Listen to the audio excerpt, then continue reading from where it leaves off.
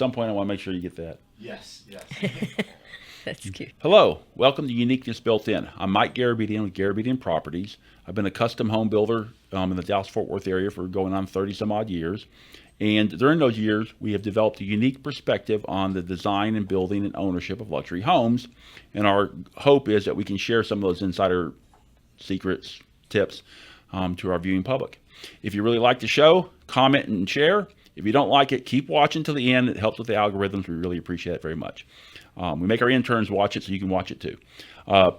Today I'm joined with Shelly Claffey of Claffey Pools. Shelly and I have known each other for years, and she's done some of the most spectacular pools throughout the Dallas-Fort Worth region. And we're going to talk about pools and how they do it special. First, Shelly, wine? Yes, of course.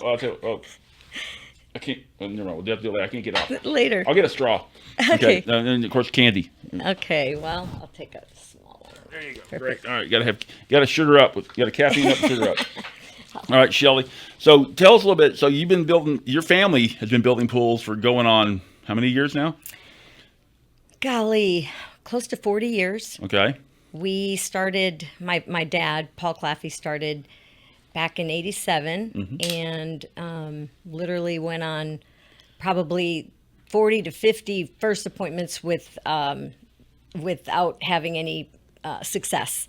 Very tough market back in the day. Anyway, just built the business. My brothers and I are now owners of the company. We actually had a buyout with my dad, my mom years ago, and so we now are just part of it. The everyday today, we're all very active in our roles and love what we do. We're very passionate about this industry, and we just love just creating art, beautiful art. Super. Well, so you've done countless pools for our owners and some of our dear friends, builder friends throughout the region. A lot of things have changed in pools. I remember when we grew up in Central Arlington, we had one of those in-ground vinyl liner pools. And I remember every time the dog would go in there, he'd rip it and it'd leak, and my dad got so mad. But we thought it was fun. But now, obviously, we don't do vinyl. Around here, we don't do vinyl liner pools anymore. We do traditional pools. What are the biggest changes to the pool building industry you've seen over these past few years?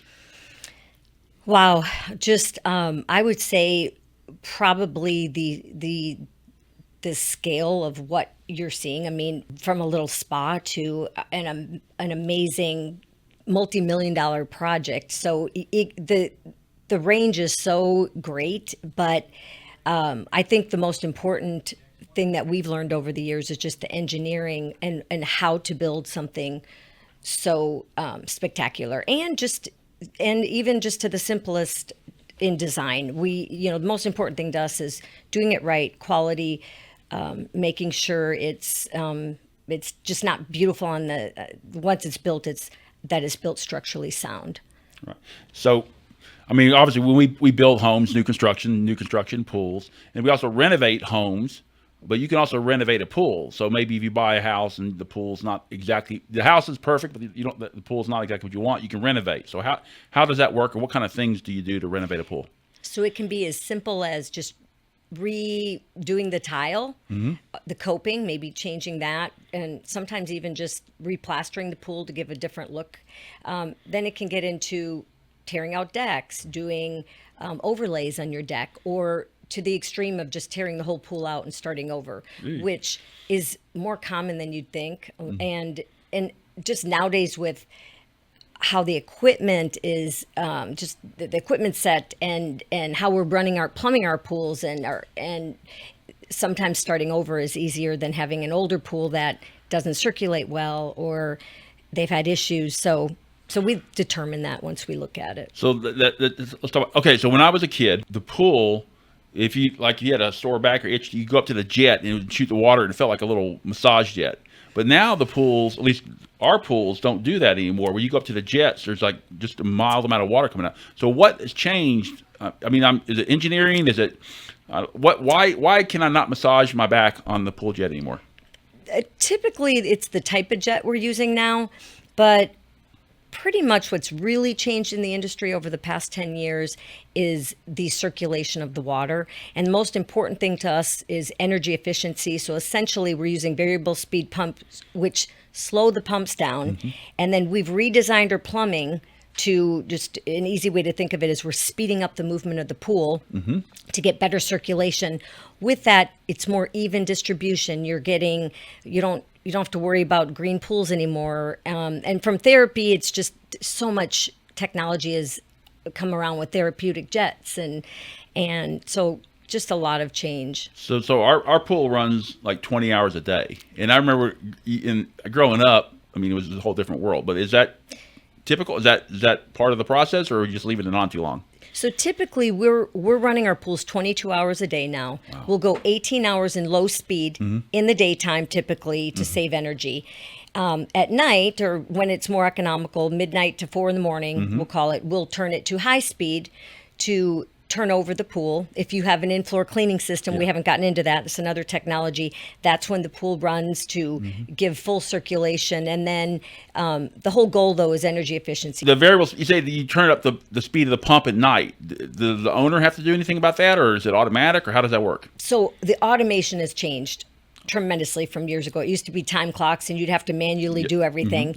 Now everything's programmed from your phone. So we can go in and set the RPM, which is your program of your pool speed, the pump speed, to high speed, low speed, medium speed. So we program that for you once we start up your pool. We teach you everything about it. If you're just like, I don't care, then there's everything is programmed to allow for energy efficient. Our goal is to save you 60% electricity costs on your energy bill, and that's the way we set it up and the times it's turning over. When I know I would call them creepy crawlers. We used to name them those little things with big knobby wheels on it. They go through the pool and clean them up. We had one for years, and then we got a lab, and the lab decided to eat it, and we literally he ate 3 of them. Then we gave up on that. But now the new pools, we're not seeing that as much. So this in-floor cleaning, how do you keep your pool clean with it if you don't have a creepy crawler?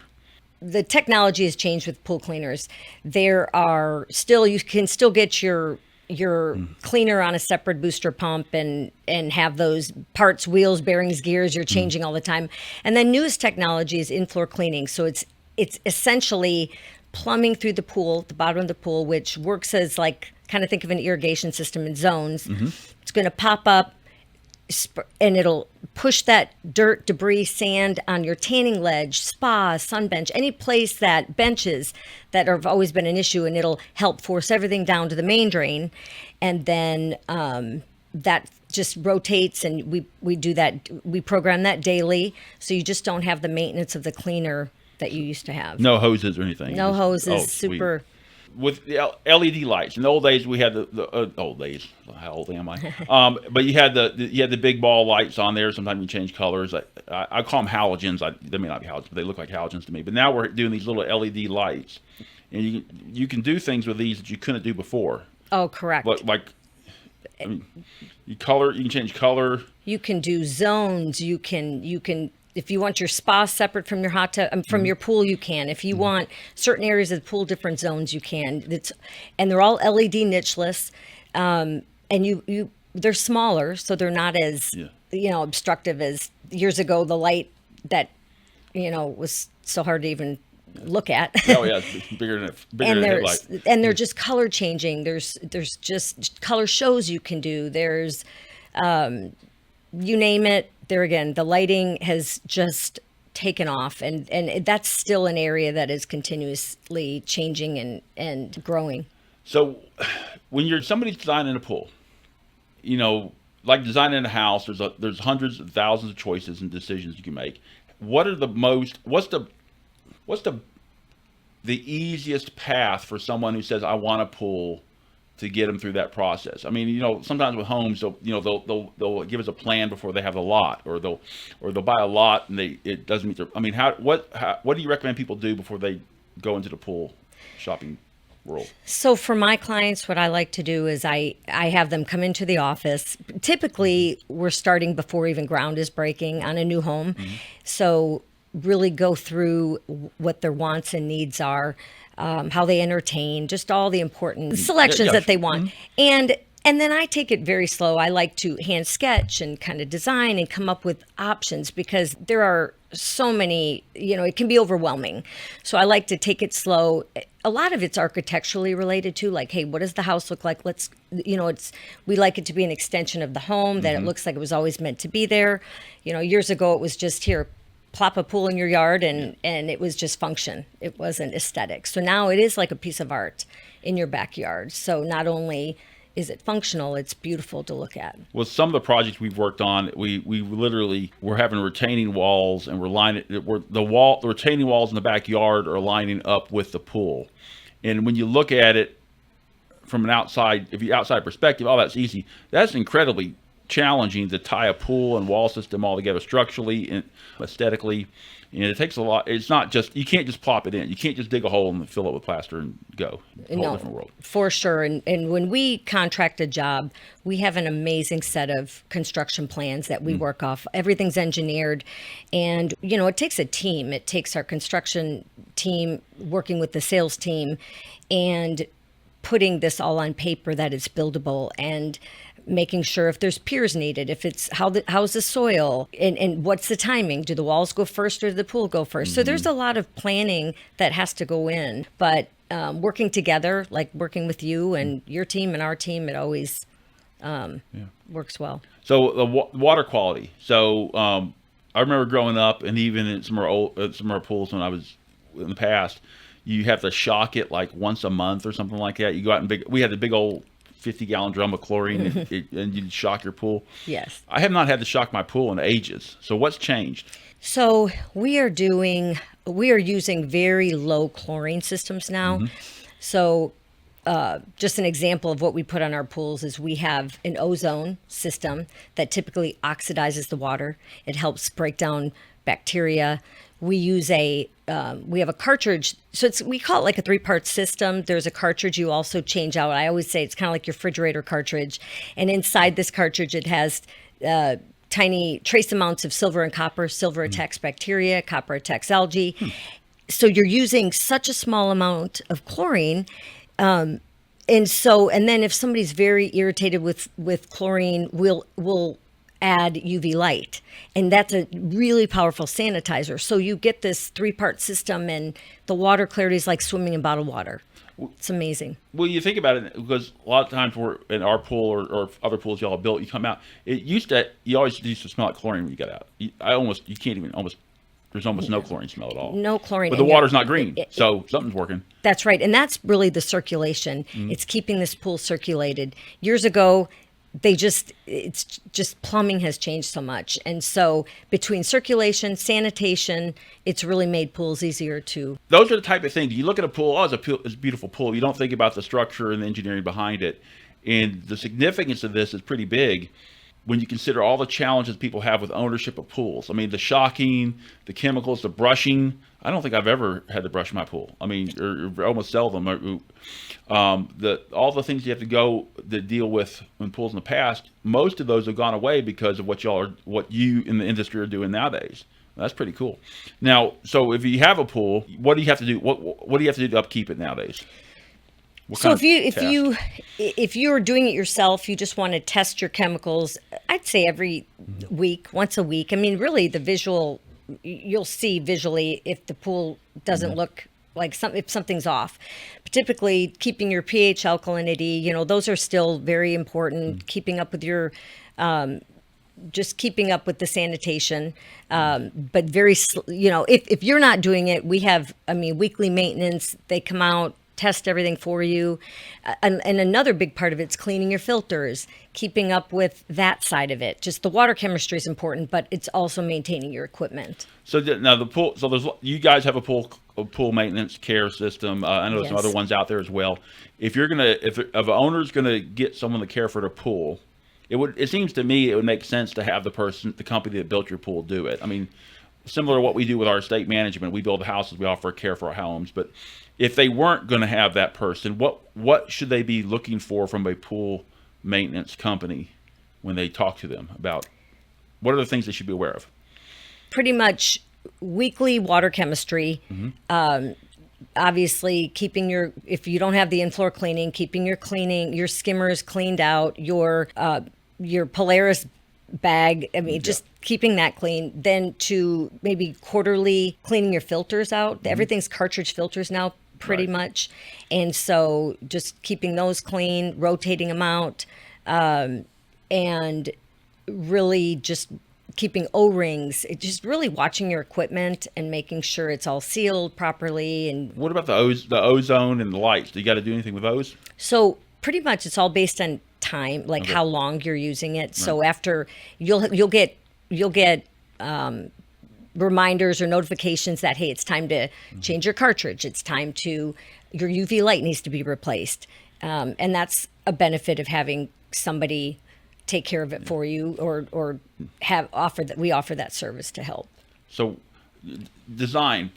Are there any particular pool designs or concepts that someone asked you to do that you said you were in the back of your head going, holy camole, but that stick out, that say, oh my God, I'm glad we did this, but you weren't quite sure you could pull it off? I would say elevation, something off a cliff, 30 feet down. It's a very nerve-wracking, how do we get in? What is the soil? Yeah. And so it does take really engineering step by step, knowing how you're going to build it, getting the proper team, because that's really everything. As I said, it's beautiful. It can always be a beautiful pool, but you got to make sure it's structurally sound and built the best it can be built. And so, yes, there's extreme elevation change, or crazy elevations of pool, upper pool, lower pool. That sounds fun. I mean, we've done basements and things like that. If you start giving us big variances in elevations, it is hard, but it's fun. It makes it interesting. Gives you gray hair, but what about the whole fire thing? So, I mean, I know on some of our homes we've done, we're using so much gas. We've actually had to upsize the gas meters to the commercial meters that you see on the side of commercial buildings. So, but a lot of that's pool. I mean, your heaters and what do y'all do with fire? Golly, we're doing fire bowls. We're doing fire pits. We're doing just linear fire features. I mean, people want, and then not to mention if they're doing an extra barbecue area outside of the pool, people want full kitchens. So you talk about the gas and gas heaters in outdoor living structures, but primarily the pool, I would say just fire pits, fire features, sunken fire pits. We're doing a lot of unique. If somebody wanted to build a pool and they came to you out of the house was already ready, how long should the design process typically take? From, hey, Shelly or whoever, Bobby or whoever they talk to, I want to do a pool. How long would it normally take to design a pool, from design to when they start digging a hole? Typically on just call it a basic custom pool, basic pool. Normally, I would say maybe a month to get the design, if we have enough meetings and can get that nailed down. Once the design process it can take even longer. I mean, sometimes I've even had 4 months, 5 months because of just what they're wanting. Once it's designed and contracted, it's typically 2 to 3 months for permits. It just depends on the city. Sometimes it's sooner. But then during that time, we really focus on getting a master plan, construction plan set. So our communication tool to our vendors, to our contractors, to our superintendent, to all of us, that we're all on the same sheet of music when we're building this. So that takes time to prepare and build, but at the end of the day, it's I think what sets us apart. So if somebody's building a house, and we get this conversation quite a bit, they're building a house and they have a great pool company design a pool for them. When do you want to start digging in relation to the house construction? Because obviously it takes less time to build. Well, you think it takes less time to build a pool than it does the house. So when should you be thinking about digging the hole and getting started? Years ago, it used to be after the veneer on the outside was completed. Now, depending on this project size that we're building, the swimming pool project, if we're far enough away from the home, sometimes we get started a little sooner to give us plenty of time. And if, like we said, retaining walls need to be in, we can coordinate all of that, and we're not rushing and being, trying to hit this deadline. So it really depends on the size of the project and how much room we have, access, so many different things like that. But normally, once the house is veneered in the back, then we come in and we time it with you or with the builder to have it completed by the time they're moving in. And fences up, everything's city codes are met, and then we plaster the pool. City codes. We love our code enforcement officers. So what are the things that you have either with y'all's pools or someone else's pools you've seen create hiccups at the end related to codes? I have a few in my head I can think of, but I'm curious which ones you've seen. Issues that kept you from being able to plaster the pool. Right. Golly, steps. Some cities will allow certain amount of steps with the landing. Some may not. Oh, now we need a handrail. Fencing. Even just, and really making sure that around the pool, the fence, if a perimeter fence is up and there's more than 4 inches, whatever the code is, sometimes you have to go back and reset all that. So it just really depends on your city and how nitpicky some of these inspectors are. You know who they are. So but talking about fencing though, if you, many times folks have they'll have fencing in the backyard, they'll have a drive gate, and then there won't be any fencing between their garage motor court and the back of the house. Now we've had, and I'm sure you've seen this too, we've had issues where we've had inspectors write us up for the drive gate because once the drive gate can be left open and people can walk. It's all about safety. You don't want people walking under your pool. Is there a workaround for that, or? So pretty much most cities are adapting this. I call it a hold harmless agreement that the homeowner signs saying, I will have fencing around my property. The back doors will alarm if we open the door. And it does help the cities. They're not having to, it's kind of a hold harmless, I should say. But this all has to be signed prior to us getting the pool plastered. Oh, right. So any I hate to say mistakes. I'll say mistakes. What are common mistakes you've seen owners do when designing or building a pool, even whether they're yours or somebody else's pool, that you say, oh man, don't do that or stop that? I think not taking enough time to really look at how they're going to use the pool. Where are they going to entertain? Where do they want, how is the sun positioned? Where do we need shade? Landscaping around the pool, putting the whole package. I think a lot of times we get a pool done and they hadn't really thought about landscaping. And then it's like, wow, we should have maybe added a wall here for some trees for shade. So I like to look at the whole picture and take our time with, hey, let's think about landscaping because this is a huge part of it. Even though it may not be in your budget right now, it will be at some point.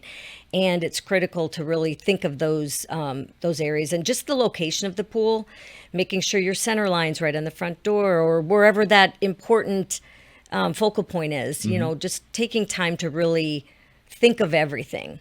Yeah. You talk about landscaping and walls. I mean, often you're going to need conduit for sprinklers, or drains if you do the walls after the fact, and then or landscape lighting, you need conduit for that. So you need to take a holistic view to this. Sometimes folks I'll do the pool, we'll do the landscaping later. But now that I'm thinking through this, if they do that, it'll probably cost them more money to do it that way than do it all at once. And if you don't think about steps and step lighting during that time, and pouring the concrete, now it's too late. So you're going to have to you can't build it in later. It has to be from a different source of how it's lighting those areas up. So it's not just a pool anymore. It's really thinking of the entire project. Well, some of the pool projects we've been involved with, literally the pools are larger than my first house, which is crazy. But they're beautiful, and our families love it. So thank you. All right. Any other thoughts? You had any pro tips or any suggestions for folks that are thinking about building a pool that they should when they're talking to a pool designer, they should know? I think the design is there's so many choices now, and it's like really, and the internet's filled with ideas. So really narrow it down to what you love, what's important, because you can get sidetracked. There's so many ways you can go. Budget's important. I mean, that's probably one of the hardest things for us as designers, is we want to design everything, but if there's a budget, that's, the most important thing we have to start with, and that's our goal, is to build within budget. If not, we don't have a budget, then you can really have some fun. And then there's ways you can phase it out as well. Hey, this is important. How can I do phase 2 or what? So I think just really taking time with it and having the time, because it's not just a hole in the backyard anymore. Like I said, it's a piece of art. It's an extension of the home. And I like to just, and one thing I didn't mention is the 3D imaging, which is amazing. That helps so much, just seeing what your house looks like, seeing how the use of space will be for entertaining, and if you have a designer, we can place furniture in there. Here's the size. I mean, we can nail everything down on the front end if we just have the time and just know the direction. So I guess the telling people, don't put off the pool. Make the decision. For you need sure. to think about the pool early in the process. Whether you're buying a house or building a house, think about it early. Don't put it off till halfway through. Even if I would almost think. I mean, budget's always an issue. I mean, because I know the numbers that we're seeing nowadays compared to where they were when we started in the business were different. But I would almost say it's well worth the exercise of sitting down with a pool company and lining out the pool and talking about what's feasible, even if you're not sure you can afford it, because if you decide to pull the trigger later, you've already done some of the heavy lifting. For sure. Yeah. And if there are retaining walls needed, but they can't afford the pool at this point, or if the pool is going to become part of the retaining walls, all these things to think about and understand the final design. And that's where, as I said, these 3D programs are amazing and really help visualize. So yeah, because y'all use Pool Studio. Pool Studio, all right, 3D, and y'all have shown our owners different perspectives of the pool. In the daytime and at nighttime, you do artificial lighting, which is pretty cool, and they can kind of see how the pool would look on. Even y'all even make the water move, which is absolutely cool. There's so much animation to the program, and it's really cool to see when you start with a 3D design, and then when the pool is built and you take the same photo from where you started, from just the hole in the ground to your 3D image to what the pool looks like. It's pretty amazing how close, if you get the materials right, how close it I got an idea for a shirt, and I want a royalty on this. It's Claffey Pools. It's not just a hole in the ground. I think it. I think that's good. That's good. That's actually really good. Someday I'm gonna have a T-shirt company. I got like 100 of these. That's it. I love it. I don't want to make any money, but it'd be fun. All right, great. Well, Shelly, thank you so much for joining us today. Thank you so much. Uniqueness Built In. We enjoyed working with you for all these decades. You've been your family has been a big supporter of the real estate community and of the community in whole. And I know every year y'all put the flags out at special events. Yes. It always makes you feel good when I drive by. You got a beautiful showroom where they can come see things. What we're hoping is by our visit today is allow our owners and visitors and viewers to get a sense of what's possible with pools.